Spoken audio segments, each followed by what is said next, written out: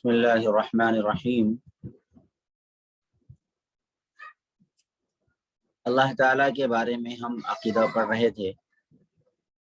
اللہ تبارک و تعالیٰ تمام عیبوں سے پاک ہے۔ سبحان اللہ ہم جو کہتے ہیں اس کا مطلب یہ ہوتا ہے کہ اللہ پاک ہے تمام عیبوں سے، ہر اس چیز سے، چاہے وہ عیب اللہ کی شان کے خلاف ہو، یعنی بندے کی کوئی چیز اللہ میں ثابت کرنا یہ بھی عیب ہے، اور اللہ کے اندر بندے کی چیز کو ثابت کرنا یہ بھی عیب ہے۔ یعنی اگر کوئی یوں کہے کہ اللہ تبارک و تعالیٰ کو بھی اولاد ہے، اللہ تبارک و تعالیٰ کو بھی جسم ہے، تو یہ بھی عیب ہے اللہ کے لیے، کیونکہ اللہ ہاتھ، پیر، اولاد، سہارا سب سے پاک ہے اللہ تبارک و تعالیٰ۔ تو اللہ تبارک و تعالیٰ اونگ سے پاک ہے، نیند سے پاک ہے، یہ سب اللہ کے لیے عیب ہے۔ بندوں کی کسی چیز کو اللہ کے اندر ثابت کرنا یہ عیب کہلاتا ہے۔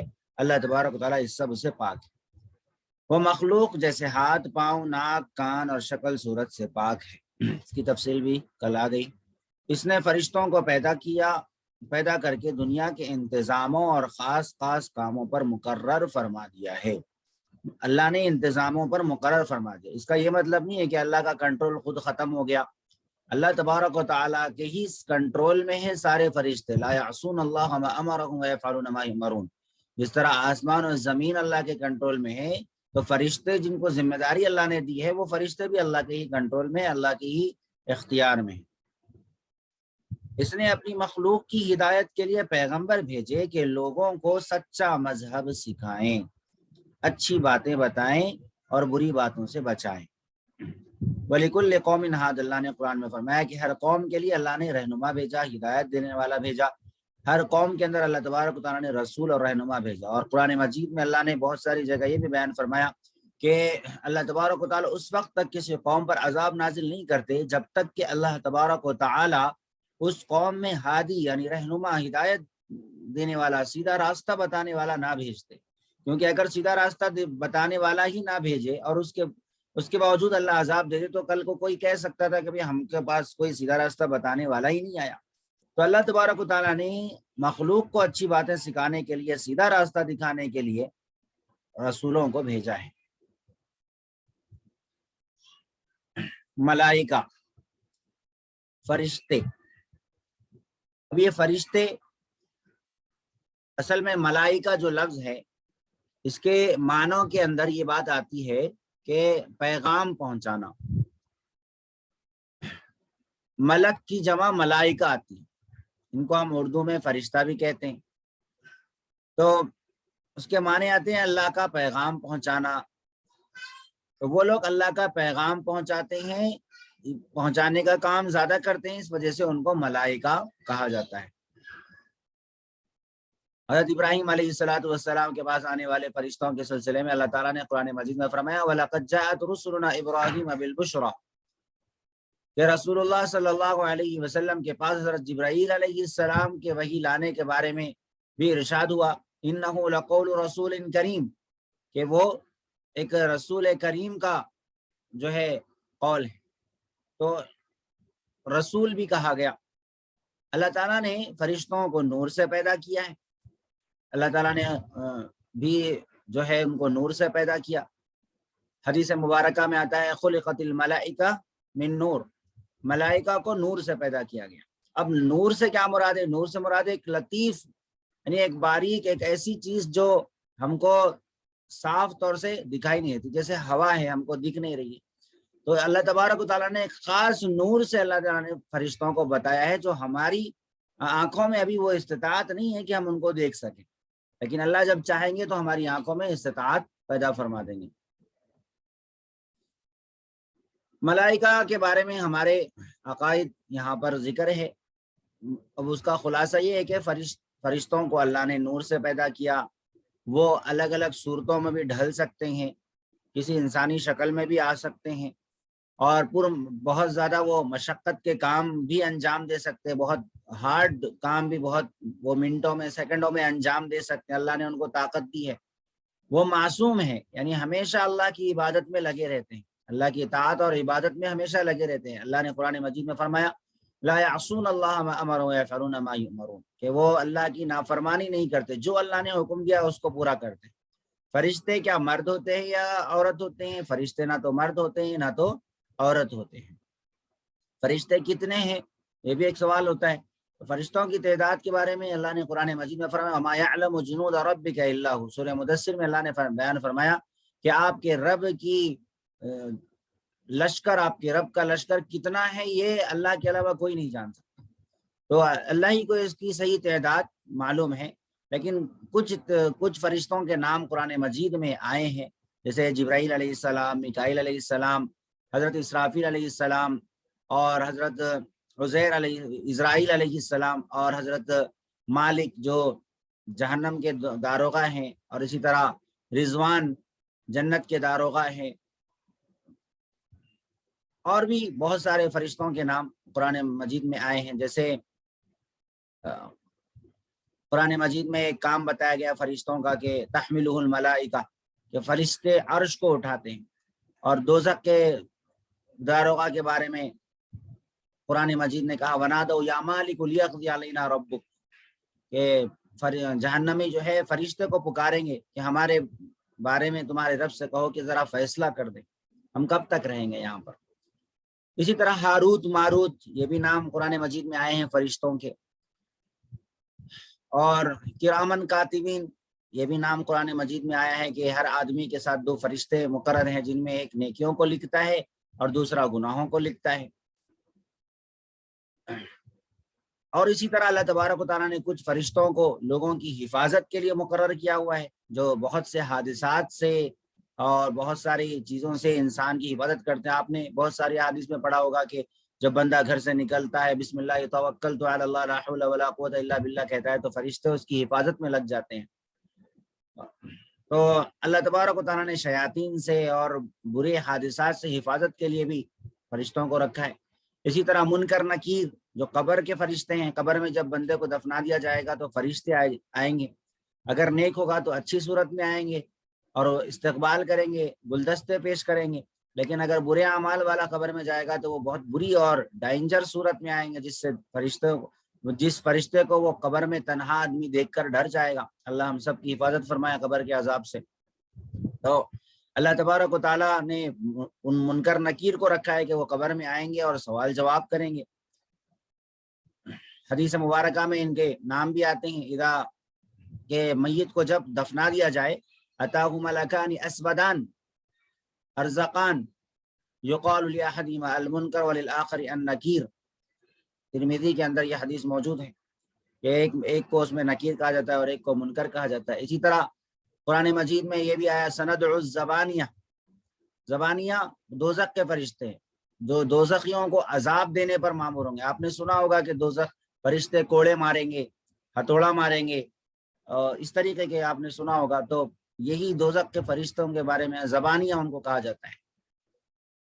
بہرحال اللہ تبارک و تعالیٰ نے جن فرشتوں کے نام قرآن مجید میں بیان کیے ہیں اور جن فرشتوں کا کام قرآن مجید میں بیان کیا گیا، ان فرشتوں پر ایمان لانا بھی ضروری ہے، اور جن فرشتوں کے نام اللہ تبارک و تعالیٰ نے نہیں لیا ہے یا جن فرشتوں کے کام نہیں بیان کیا ہے، ہم کو اجمالاً یعنی ایک ایسے طریقے سے کہ ہم بس سب کو مانتے ہیں، فرشتوں کو ہم سب کو مانتے ہیں، ایسا نہیں ہم یہ نہیں کہتے کہ فرشتے اللہ کی بیٹیاں ہیں نعوذ باللہ جیسا کہ لوگ بعض کہتے ہیں، اور ہم فرشتوں کا انکار بھی نہیں کرتے، جیسا کہ بعض عقل پرست مفسرین، اس میں غالباً سر سید احمد خان کا نام بھی آتا ہے، انہوں نے بھی جو ہے فرشتوں کا انکار کر دیا تھا، اور فرشتہ نامی چیز کا جو ہے انہوں نے بالکل ہی انکار کر دیا تھا کہ فرشتے کچھ بھی نہیں ہے، لوگوں کی اپنی بنائی ہوئی چیزیں، اور انہوں نے یہ اس کی فرشتوں کی جہاں بھی ذکر آتا تو اس کا تذکرہ کچھ اس طریقے سے کرتے کہ انسان کے اندر جو خیر کا مادہ ہے اسی کو فرشتے کہتے ہیں اور جو شر کا مادہ ہے اسی کو شیطان کہتے ہیں۔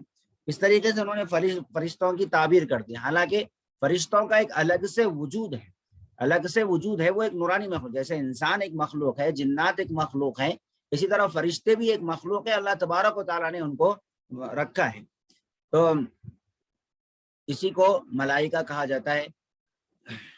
فرشتے، اب یہاں پر سوال جواب ہم پڑھ لیتے ہیں تھوڑا سا۔ فرشتے کون ہیں؟ اللہ تعالیٰ کی ایک مخلوق ہے جو نور سے پیدا ہوئے، ہماری نظروں سے غائب ہے، نہ مرد ہے نہ عورت ہے، خدا کی نافرمانی اور گناہ نہیں کرتے، جن کاموں پر اللہ تعالیٰ نے انہیں مقرر فرما دیا انہی میں لگے رہتے. کوئی سجدے میں ہے, کوئی رکوع میں ہے, کوئی سور پکڑے ہوئے ہیں, کوئی لوگوں کی روح کھینچنے میں لگے ہوئے ہیں, اور کوئی اللہ کا پیغام بندوں تک پہنچانے میں لگے ہوئے ہیں. فرشتوں کی گنتی اللہ تعالیٰ کے سوا کوئی نہیں جانتا. ہاں ہمیں اتنا معلوم ہے کہ فرشتے بہت ہیں. ان میں سے 4 فرشتے مقرب اور مشہور ہیں. 4 مشہور فرشتوں کے نام: جبرائیل علیہ السلام جو اللہ تعالیٰ کی کتابیں اور احکام پیغام پیغمبروں کے پاس لاتے ہیں. دوسرے حضرت اسرافیل علیہ السلام جو قیامت میں سور پھونکیں گے. تیسرے حضرت میکائیل علیہ السلام جو بارش کا انتظام کرنے اور مخلوق کو روزی پہنچانے کے کام پر مقرر ہیں. چوتھے حضرت اسرائیل علیہ السلام جو مخلوق کی جان نکالنے پر مقرر ہیں. اب اس کے بعد ہے خدا تعالیٰ کی کتابیں. اللہ تعالیٰ کی کتابوں کے بارے میں ہمیں کیا عقیدہ رکھنا چاہیے کہ اللہ تبارک و تعالیٰ نے بے شمار کتابیں صحیفے نازل کیے ہیں. جس وقت میں جس قوم کے لیے اللہ تبارک و تعالیٰ نے صحیفے اور قرآن مجید نازل کیے ہیں ان سب پر ہم کو ایمان لانا ضروری ہے. ان سب پر ہم کو ایمان لانا ضروری ہے. اللہ تعالیٰ نے جس طرح انسان کی جسمانی غذا کا انتظام فرمایا ہے, اس کی ضرورتوں کے لیے اللہ تبارک و تعالیٰ نے بہت ساری چیزوں کا انتظام فرمایا ہے. اسی طرح اللہ تبارک و تعالیٰ نے اس کی روح کے لیے بھی غذا کا انتظام فرمایا ہے. اور اللہ تعالیٰ کی طرف سے نازل کی جانے والی جو وحی ہوتی ہے جس کے ذریعے سے انسان کو دنیا کے اور آخرت کی زندگی میں کامیابی کا راستہ ملتا ہے, یہ اللہ تبارک و تعالیٰ نے کتابوں کے ذریعے سے بتایا ہے. ظاہر بات ہے کہ اللہ نے کتاب بھی نازل کی اور فرشتوں کو بھیجا.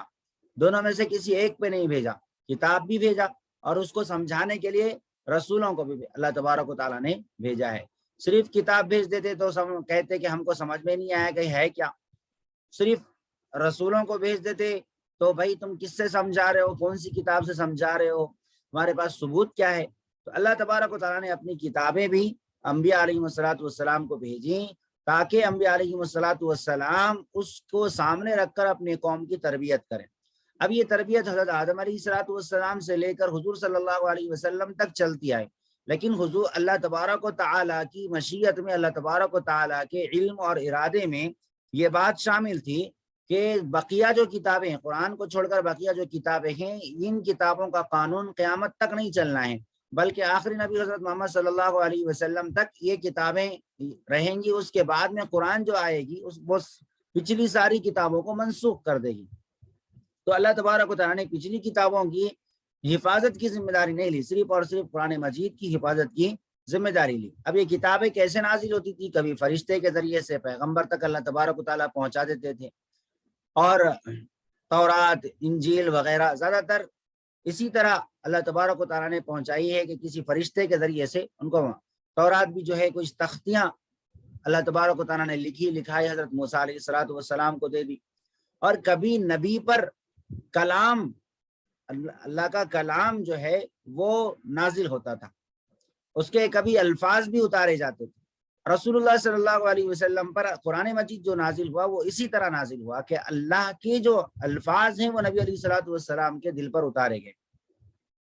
تو قرآن مجید میں الفاظ بھی اللہ تبارک و تعالیٰ کی طرف سے ہی ہیں سارے کے سارے. بہرحال مسلمان ہونے کے لیے شرط یہ ہے کہ تمام آسمانی کتابوں پر ایمان ہو. اللہ تبارک و تعالیٰ نے پہلے پارے کے اندر یہ آپ دیکھتے ہوں گے آیت ہے الذین یؤمنون بالغیب ویقیمون الصلاۃ, اور اس کے آگے ہے الذین یؤمنون بما انزل الیک وما انزل من قبلک, کہ جو ایمان لاتے ہیں آپ پر جو نازل کیا گیا اور آپ سے پہلے جو نازل کیا گیا اس پر بھی ایمان لاتے ہیں. بہت ساری جگہ اللہ نے پچھلی کتابوں کا ذکر کیا, تو ایمان میں شرط یہ بھی ہے کہ ہم پچھلی کتابوں پر بھی ایمان لے آئیں. اب جن کتابوں کا نام قرآن مجید میں آیا ہے, تورات ہے, زبور کا نام آیا ہے, انجیل کا بھی جو ہے نام آیا ہے, تو یہ کتابوں کے اوپر ایمان لانا نام کے ساتھ میں ضروری ہے کہ ہم ان کتابوں کو مانتے ہیں جیسے اللہ نے نازل کی تھی وہ برحق تھی, بعد میں لوگوں نے تحریف کر دی. جس وقت اللہ نے نازل کی تھی, جیسے نازل کی تھی, نبی پر نازل کی تھی, اس وقت میں وہ برحق تھی, سچ تھی. بعد میں لوگوں نے اس کے اندر تبدیلی کر دی ہے. جو باتیں قرآن و مجید سے میل رکھتی ہیں، اور جو باتیں قرآن مجید کے مطابق ہیں ہم اس کو مانتے ہیں، اور جو باتیں قرآن مجید کے خلاف ہیں ہم اس کو ریجیکٹ کرتے ہیں، ہم نہیں مانتے، کیونکہ قرآن مجید آخری کتاب ہے، یہ قیامت تک رہنے والا دستور حیات ہے۔ اللہ تبارک و تعالیٰ نے یہ اس کی حفاظت کی ذمہ داری لی ہے، اور یہ آخری دین اللہ نے نازل کیا ہے، اب اس کے بعد میں اس کے اندر کوئی ترمیم نہیں ہوگی۔ کچھ ان 4 کتابوں کے علاوہ تورات، زبور، انجیل، قرآن مجید، یہ 4 مشہور کتابیں ہیں، آسمانی کتابیں۔ اب اس کے علاوہ بھی کچھ صحیفے نازل اللہ نے فرمایا ان ھذا لفی الصحف الاولی صحف ابراہیم و موسیٰ، آپ نے آیت سنی تو صحف ابراہیم و موسیٰ، ابراہیم علیہ السلام اور موسیٰ علیہ السلام کے صحیفوں کا بھی ذکر ہے۔ تو اللہ تبارک و تعالیٰ نے بہت سارے صحیفے نازل کیے، چھوٹی چھوٹی کتابیں نازل کی ہیں، تو ان کتابوں کے بارے میں بھی ہم یہ ایمان رکھتے ہیں کہ اللہ نے نازل کی تھی، برحق تھی۔ لیکن اب ایک سوال عام طور پر آج کل کی دنیا میں ہمارے ملک میں ایک عجیب و غریب طریقے کے بعض لوگ سوال کرتے ہیں کہ جو ان لوگوں کی کتابیں جیسے سمجھیے سکھوں کی کتابیں ہیں یا وید ہیں، اس طریقے کی جو کتابیں ہیں، کیا یہ بھی آسمانی کتابیں تھیں؟ تو ہم کہتے ہیں کہ بھائی ہم نہیں بول سکتے یقینی طور پر کہ وہ آسمانی کتابیں تھیں، کیونکہ قرآن میں ان کا نام نہیں ہے، حدیث میں ان کا ذکر نہیں، لہذا ہم یقینی طور پر نہیں کہہ سکتے کہ وہ اللہ کی آسمانی کتابیں ہیں، اللہ کی نازل کردہ کتابیں ہیں، ہم یقینی طور پر نہیں کہہ سکتے۔ اللہ نے بہت ساری کتابیں نازل کی، ہم سب پر ایمان رکھتے ہیں، کسی بھی کتاب پر یقینی طور پر ہم نہیں کہہ سکتے۔ ہاں جو باتیں اس کے اندر اچھی ہیں، توحید اور رسالت، آخرت کی جو بنیادی باتیں اگر اس کے اندر پائی جاتی ہیں تو ہم ان باتوں کو مانیں گے، کیونکہ وہ قرآن مجید کے مطابق ہے، اسی وجہ سے مانتے ہیں، ہم اس کو قبول کر سکتے ہیں۔ لیکن جو باتیں شرک کی ہیں وہ انبیاء کی تعلیم نہیں ہو سکتی، ہم یہ جو باتیں اس کے اندر شرک کی باتیں ہیں، ہم یہ کہیں گے کہ وہ باتیں لوگوں نے اپنی طرف سے ایڈ کر لی ہیں اور لوگوں نے اپنی طرف سے اس کے اندر شامل کر دی ہیں، لہذا اب وہ اللہ کی کتاب نہیں باقی رہتی جب اس کے اندر شرک لکھا ہوا ہو۔ ٹھیک ہے، تو ہم ان ویدوں وغیرہ کے بارے میں یقینی طور پر نہیں کہہ سکتے۔ ہاں ایسا بعض کتابوں کے اندر ہو سکتا ہے، ٹھیک ہے، ہو سکتا ہے تھی ہوں گی، لیکن بعد میں لوگوں نے غلط ملت کر دیا، اس طریقے سے کہا جا سکتا ہے۔ قرآن مجید کی بارے میں یہ ایمان رکھنا ضروری ہے کہ یہ محفوظ کتاب ہے، اب اس کے اندر پوری دنیا مل کر بھی ذرا برابر بھی تبدیلی نہیں کر سکتی۔ حضرت عثمان رضی اللہ عنہ نے جو ہے ساری اس قرآن مجید کو جو ہے ایک جگہ جمع کیا تھا، ایک جگہ اس کو جمع کر دیا تھا حضرت عثمان رضی اللہ عنہ نے، اس کو مصحف عثمان کہا جاتا ہے۔ حضرت عثمان غنی رضی اللہ عنہ نے اس کی کتابت کرائی تھی، ایک قرآن سب کے لیے جو ہے حضرت عثمان رضی اللہ عنہ نے رکھ دی تھی۔ تو لہجہ سب کا تھوڑا تھوڑا الگ ہوتا تھا، چونکہ عرب میں مختلف طریقے سے عربی بولی جاتی ہے، ہمارے پاس بھی اردو مختلف طریقے سے بولی جاتی ہے، عجیب لہجہ الگ ہوتا ہے، وہ بات ایک ہی ہوتی ہے لیکن لہجہ الگ ہوتا ہے۔ اسی طرح عرب کے اندر بھی لہجہ پڑھنے کا طریقہ کچھ الگ الگ تھا۔ حضرت عثمان رضی اللہ عنہ نے ان ساری قراتوں کو ایک قرات پر جو ہے جمع کر دیا، اور وہ 7 قراتیں بھی ہے الگ سے، 7 قراتیں 10 قراتیں جو ہے وہ بھی ہیں الگ سے، لیکن عمومی طور پر ہم جو قرآن مجید پڑھتے ہیں وہ قرات حفظ کہلاتی ہیں، اور ہم جو قرآن مجید جس رسم الخط میں پڑھتے ہیں، جس رائٹنگ میں لکھا ہوتا ہے، اس کو مصحف عثمانی کا رسم الخط ہی کہا جاتا ہے، یعنی اسی کو سامنے رکھ کر لکھا گیا ہے۔ تو حضرت عثمان غنی رضی اللہ عنہ نے جو کتابت کرائی تھی اور جو آج مسلمانوں کے ہاتھوں میں، وہ وہی قرآن ہے جو آپ صلی اللہ علیہ وسلم پر نازل کیا گیا، نہ اس میں زیادتی ہوئی ہے نہ کمی ہوئی ہے، کوئی اس کے اندر تبدیلی نہیں ہوئی ہے۔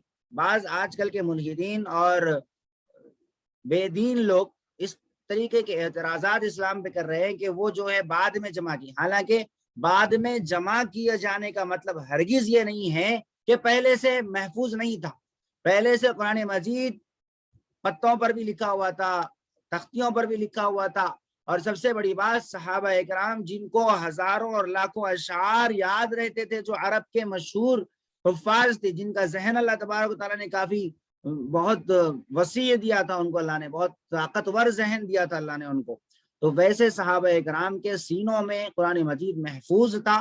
جب جیسے جیسے زمانہ گزر رہا تھا تو خلفائے کرام کو ایک بات کا خدشہ ہوا کہ کہیں یہ حفاظ کے چلے جانے کی وجہ سے قرآن مجید ختم نہ ہو، لہذا انہوں نے ضرورت یہ محسوس کی چلتے زمانے کے ساتھ حضرت ابو بکر صدیق رضی اللہ عنہ نے بھی، حضرت عمر فاروق رضی اللہ عنہ نے بھی اس کو جو ہے لکھوایا باضابطہ، اور باضابطہ اس کی ترتیب بنائی. پھر اس کے بعد میں مختلف طریقے کے قرآن جو ہے جمع ہوئے مختلف لہجوں کے. پھر وہ حضرت عثمان رضی اللہ عنہ نے ساری قراتوں کو ایک جگہ جمع کر دیا اور ساری لہجوں کو ایک لہجے میں جو ہے انہوں نے رکھ دیا. اسی وجہ سے حضرت عثمان رضی اللہ عنہ کو جامع القرآن کہا جاتا ہے. آپ نے کبھی خطبے کے دوران بھی سنا ہوگا. تو پہلے سے جو محفوظ شدہ قرآن تھا، اسی محفوظ شدہ قرآن کو ہی حضرت عثمان رضی اللہ عنہ نے ایک ترتیب کے ساتھ منظم طریقے سے امت کے سامنے پیش کیا ہے. ورنہ بکھری ہوئی تھی چیزیں تو اس کو منظم طریقے سے امت کے سامنے پیش کیا. تو اب اگر اس مصحف عثمانی، اس قرآن مجید سے کوئی بھی ایک بھی آیت کا انکار کرتا ہے تو وہ کافر ہوگا، وہ کافر ہوگا. علماء نے لکھا ہے کہ اگر کوئی ایک بھی آیت کا انکار کرتا ہے تو اس کی گردن اڑانا بھی جائز ہے. مطلب ہم کو نہیں، اسلامی حکومت اگر کوئی ہو تو پھر ان کے لیے اس کی اجازت ہے. اسی طرح قرآن مجید کی خصوصیت یہ ہے، اور ہمارے عقیدوں میں یہ بات شامل ہے کہ قرآن مجید اللہ کا کلام ہے، ہمیشہ سے اور ہمیشہ رہے گا. یعنی جب سے اللہ ہے، جب سے اللہ ہے مطلب ہمیشہ سے اللہ ہے، تو قرآن بھی پہلے سے، اور جب تک اللہ ہے جب تک قرآن مجید رہے گا. تو یہ اللہ کا کلام ہے، اللہ کا کلام ہے. ہم جو پڑھ رہے ہیں یہ ہمارا اپنا ہمارے اپنے حروف ہیں، لیکن قرآن مجید جو اللہ کا کلام ہے جو نازل ہوا تھا اس کو کلام نفسی کہا جاتا ہے. کلام نفسی کا مطلب یہ ہے، جیسے ایک مثال تو پوری نہیں ہے لیکن تاکہ ذہن میں ہمارے بات سمجھ میں آئے اس وجہ سے ایک چھوٹی سی مثال دے رہا ہوں کہ جیسے ہم کوئی چیز سوچتے ہیں پھر بعد میں بولتے ہیں، تو جو سوچتے وقت میں ہمارے مائنڈ میں جو چیزیں، جو حروف اور الفاظ ہمارے دماغ میں گردش کر رہے ہیں وہی کلام نفسی کہلاتا ہے. اور قرآن مجید یہ اللہ کی صفت ہے، اللہ کا کلام ہے، اللہ کلام کرنے والے ہیں. تو اللہ تبارک و تعالیٰ کی صفت ہے، اللہ تبارک و تعالیٰ جب سے قرآن مجید بھی ہے، یہ اللہ کا خاص کلام ہے. تو یہ جو ہے مخلوق نہیں ہے. یعنی مخلوق نہیں ہے کا مطلب یہ ہے کہ یہ فنا ہونے والا نہیں ہے. امام احمد بن حنبل رحمۃ اللہ علیہ کو اسی مسئلے کی وجہ سے ان کو کوڑے لگائے گئے اور ان کو بہت زیادہ تکلیفیں دی گئی اس وقت کے بادشاہوں نے. اور اس وقت ایک گمراہ فرقہ نکلا تھا جو یہ کہہ رہا تھا کہ قرآن مجید جو ہے وہ اللہ کی مخلوق ہے، اللہ کا کلام نہیں. یہ اس طریقے سے کہہ رہے تھے. یعنی فنا، جب مخلوق ہے تو فنا ہونے والی ہے. کوئی بھی مخلوق ہو، جس کو بھی اللہ، جو بھی پیدا کی ہوئی چیز ہو، وہ ایک نہ ایک دن ختم ہو جائے گی. یہ اصول ہے. تو اگر قرآن مجید کو ہم مخلوق مان لیں گے تو وہ بھی ایک نہ ایک دن کیا ہو جائے گا؟ ختم ہو جائے گا. جبکہ ہمارا عقیدہ ہے کہ قرآن مجید ہمیشہ سے اور ہمیشہ رہے گا. کون سا؟ کلام نفسی. ہم جو الفاظ اور تحریر کی شکل میں جو لکھے ہوئے ہیں قرآن مجید میں، اس کو نہیں کہا جاتا کلام نفسی. اللہ تبارک و تعالی نے جو نازل کیا ہے نبی علیہ الصلوۃ والسلام کے قلب اطہر پر، وہ کلام نفسی کہلاتا ہے. اسی طرح اللہ تعالیٰ کی طرف سے بعض احکام ہر نبی کو دیے گئے ہیں، جیسے توحید، رسالت، آخرت. انہی تعلیمات کو دین کہا جاتا ہے اور اسی کو قرآن مجید کے اندر بیان کیا گیا ہے. بہت ساری آسمانی کتابوں میں الگ الگ طریقے ہیں، لیکن توحید، رسالت، آخرت، اس کے اندر سب متفق ہیں. ساری آسمانی کتابیں متفق ہیں. اگر کسی کے اندر شرک پایا جاتا ہے تو وہ آسمانی کتاب ہم نہیں مان سکتے اس کو. سارے انبیاء علیہ الصلوۃ والسلام نے توحید کی دعوت دی، رسالت کی دعوت دی، آخرت کی طرف بلایا ہے. اگر اس کے اندر آخرت کا تصور نہیں ہے، یا رسالت کو نہیں مانا جاتا، یا اللہ کے ساتھ میں شرک کیا جاتا ہے، ذات میں ہو یا صفات میں ہو، توحید الوہیت میں شرک ہو یا ربوبیت میں شرک ہو، کسی میں بھی شرک اگر اس کے اندر پایا جاتا ہے تو ہم اس کو انبیاء کی کتاب اور اللہ کی کتابیں، آسمانی کتابیں نہیں کہہ سکتے ہیں. پچھلی آسمانی کتابوں میں یہ تین باتیں تھیں اور قرآن مجید کے اندر بھی یہ تین باتیں بنیادی حیثیت رکھتی. مسائل میں، کچھ جزوی مسائل میں الگ الگ بہت ساری چیزیں ہیں. تو ان کی شریعت میں کچھ الگ باتیں تھی، جیسے کہ ان کی شریعت میں ایک بات یہ تھی کہ اگر کوئی کپڑا ناپاک ہو جائے تو کتنا بھی اچھا قیمتی کپڑا ہو اس کو کاٹنا پڑے گا. پاک ہونے کا طریقہ یہ نہیں کہ جیسے دھو لیں نچوڑ لیں پاک ہو جائے. ان کے پاس یہ تھا کہ اس کو کاٹ دینا پڑے گا, تو کاٹ کے پھر پیبند لگا کے نماز پڑھنا پڑے گا, اس طریقے سے عبادت کرنا پڑے گا ان کو, وہ ان کی شریعت میں تھا. تو یہ کچھ الگ مسائل تھے ان کے, مسائل میں اختلاف ہو سکتا ہے لیکن عقائد, توحید, رسالت, آخرت, یہ سب حضرت آدم علیہ الصلوۃ والسلام سے لے کر حضور صلی اللہ علیہ وسلم تک ایک ہی ہے. آج کل ملحدین اور بہت سارے لوگ اسلام پر اعتراض کرنے والے, شبہات پھیلا کر مسلمانوں کو کنفیوز کرنے والے لوگ ایک شوشہ یہ بھی چھوڑے ہوئے ہیں کہ اسلام تو 1400 سال پرانا مذہب ہے. اسلام تو 1400 سال پرانا مذہب ہے, ہمارے جو ویدوں کا مذہب ہے اور ان کے سناتن دھرم کا جو مذہب ہے وہ تو اس سے بھی اور پرانا مذہب ہے. جبکہ اسلام 1400 سال پرانا مذہب نہیں ہے, بلکہ اسلام حضرت آدم علیہ الصلوۃ والسلام سے چلتا ہو رہا ہے, جس میں توحید, رسالت, آخرت بیان کی گئی ہے. تو یہی کچھ باتیں اس کے اندر بھی یہاں پر بیان کی گئی ہیں. اس کو آپ مختصر طور پہ پڑھ لیں کہ اللہ تعالیٰ کی چھوٹی بڑی بہت سی کتابیں پیغمبروں پر نازل ہوئی, مگر بڑی کتابوں کو کتاب اور چھوٹی کتابوں کو صحیفے کہتے ہیں. 4 کتابیں مشہور ہیں, یہ تورات, زبور, انجیل. آپ کو سب معلوم ہے تورات موسیٰ علیہ السلام پر نازل ہوئی, زبور داؤد علیہ السلام پر, اور انجیل حضرت عیسیٰ علیہ السلام پر, قرآن مجید حضور صلی اللہ علیہ وسلم پر. صحیفوں کی تعداد معلوم نہیں, ہاں کچھ صحیفے حضرت آدم علیہ السلام پر اور کچھ حضرت شیس علیہ السلام پر, کچھ حضرت ابراہیم علیہ السلام پر نازل ہوئے. ان کے علاوہ اور بھی صحیفے ہیں جو بعض اور پیغمبروں پر نازل ہوئے.